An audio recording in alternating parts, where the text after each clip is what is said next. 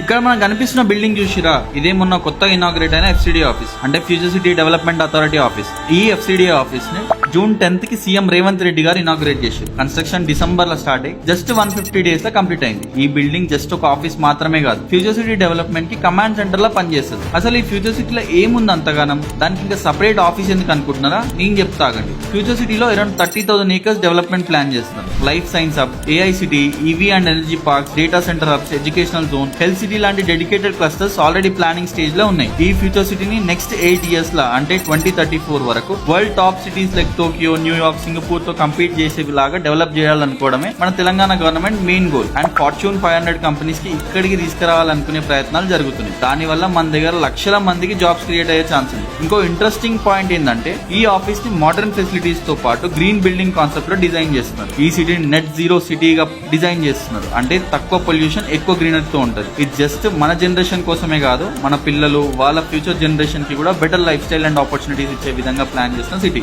దీనికోసం సపరేట్ గా ORR నుండి డైరెక్ట్ ఫ్యూచర్ సిటీకి కనెక్ట్ చేసే విధంగా గ్రీన్ ఫీల్డ్ రోడ్ కూడా కన్స్ట్రక్ట్ చేస్తున్నారు. అండ్ ఈ రోడ్ వర్క్ చాలా స్పీడ్ గా అవుతున్నాయి. సింపుల్ గా చెప్పాలంటే, ఇది అనుకున్నట్టయితే మాత్రం హైదరాబాద్ ఫ్యూచర్ ని మార్చే ప్రాజెక్ట్ అని చెప్పొచ్చు. ఇది ఎంత వరకు సక్సెస్ అవుతుంది చూడాలి. మరి అయినా కాకుండా ఇక్కడ గవర్నమెంట్ కి చాలా ల్యాండ్ బ్యాంక్ ఉంది, కాబట్టి డెవలప్మెంట్ ఎప్పటికైనా ఇక్కడికి రావాల్సింది. దీని గురించి మీరేమనుకుంటున్నారో కమెంట్స్ లో చెప్పండి.